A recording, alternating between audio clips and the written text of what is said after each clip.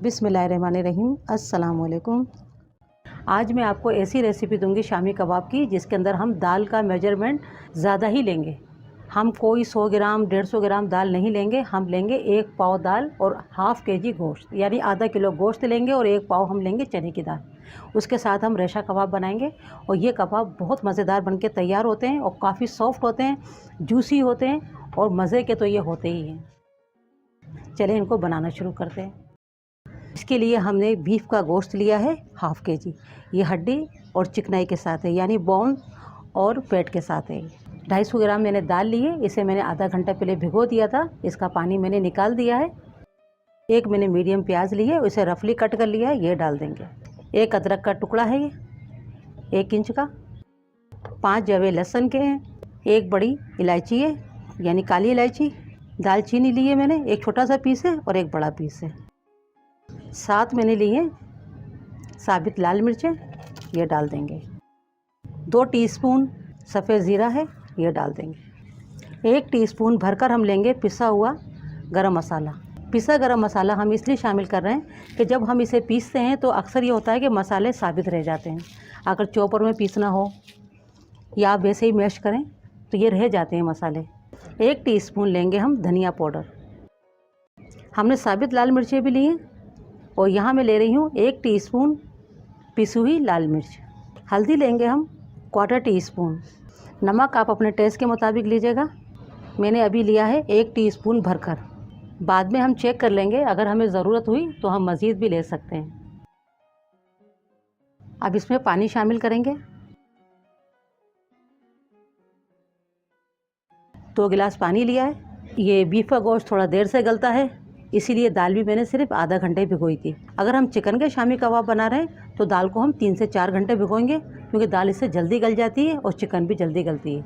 ये बीफ का गोश्त है तो इसमें वक्त लगता है, तो इसलिए दाल को मैंने सिर्फ आधा घंटा भिगोया था। गोश्त के साथ ये अच्छे से गल जाएगी। अब इसे हम पकने रखेंगे।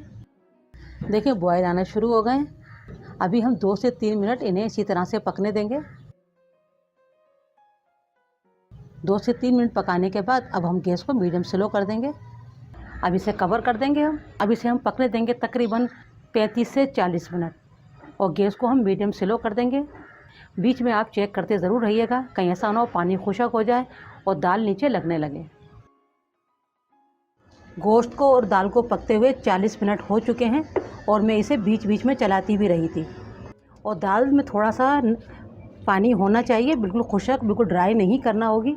और देखें मैं आपको गोश्त भी दिखाती हूँ कि अच्छे से गल चुका है। अगर इसे हम ड्राई कर देंगे तो फिर हमारे कबाब जूसी नहीं बनते हैं, फिर वो टूटने लगते हैं। तो थोड़ा सा इसमें नमी रहनी चाहिए। सबसे पहले हम इसमें से हड्डियाँ अलग करेंगे। इस तरह से हम हड्डियों को अलग कर लेंगे। और जो इसमें हमने दालचीनी और बड़ी इलायची डाली थी, यानी काली इलायची, उसे भी हम निकाल लेंगे। उसे हमें अलग कर लेना है, क्योंकि उसकी ज़्यादा स्मेल फिर आती है ना। अगर इसमें हम उसको मैश कर लेंगे तो फिर बच्चे नहीं खाते हैं और फिर अच्छी भी नहीं लगती है। ये बड़ी इलायची है। अब दालचीनी और इनको हटा के अब हम इसे चाहें तो आप चॉपर में पीस लें, या फिर चाहें तो आप इस तरह से, आपके पास मथानी हो, इससे आप ये दाल घोटनी हो, आप अच्छे से इसको आपने इस तरीके से गोश्त को कूटना होता है। इससे रेशे अच्छे बनते हैं, कबाब अच्छे बनते हैं। देखें इस तरीके से हमने मैश कर लेना है गोश्त की बोटियों को। गरम गरम जब आपका ये दाल और ये गोश्त होगा ना, उसी वक्त आपने इस तरह से इसको कूटना होगा। कूटने से इसके रेशे बनते हैं और इस तरह से आपने मैश करते जाना होगा। इस तरह से कूट के और मैश करते जाएंगे, इसी से ही आपके शामी कबाब में रेशा बनता है और ये आपके रेशे वाले शामी कबाब बन जाते हैं। और देखें ये हमने अच्छे से रेशा कर लिया है। थोड़ी मेहनत लगती है मगर कबाब बहुत अच्छे बन के तैयार होते हैं, रेशे वाले कबाब बनते हैं। अब इसमें हम शामिल करेंगे हरी मिर्च, जो मैंने चॉप की हुई है। ये मैंने 4 हरी मिर्चें ली थी जिन्हें मैंने चॉप कर लिया है। ये ज़्यादा स्पाइसी नहीं है। 1 मीडियम प्याज लिए, इसे भी मैंने चॉप कर लिया है। पुदीने के मैंने 7 से 8 पत्ते लिए थे, इन्हें मैंने चॉप कर लिया है। और 1 मुट्ठी भर के हरा धनिया। हरे धनिया का इसमें बहुत अच्छा फ्लेवर आता है। अब इन्हें हम अच्छे से मिक्स कर लेंगे हाथों से।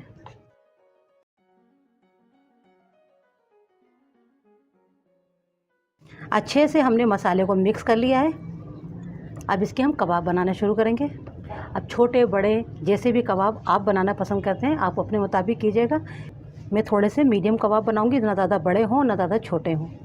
थोड़ा सा हाथ को हम गीला करेंगे ताकि ये हमारे हाथ में चुपके नहीं। हाथों में लेके इसको थोड़ा सा सेट कर लेना होता है। देखिए मैं तो हाथों से ही बनाती हूँ। अगर आपसे हाथों से सही तरह से नहीं बनते हैं, कोई केप ले सकते हैं किसी भी जार का, तो उसमें रख कर आप प्लास्टिक रख दें। प्लास्टिक रखने के बाद आप इन कबाबों को उसमें रख के जितना पोर्शन आपने लेना हो उतने आप लेके और आप बना सकते हैं। इस तरह से हमें कबाब बनाते जाना होगा और हम रखते जाएंगे। मैं आपको दूसरा कबाब बनाना बता रही हूँ। इस तरह से हाथों से सेट कर लें पहले।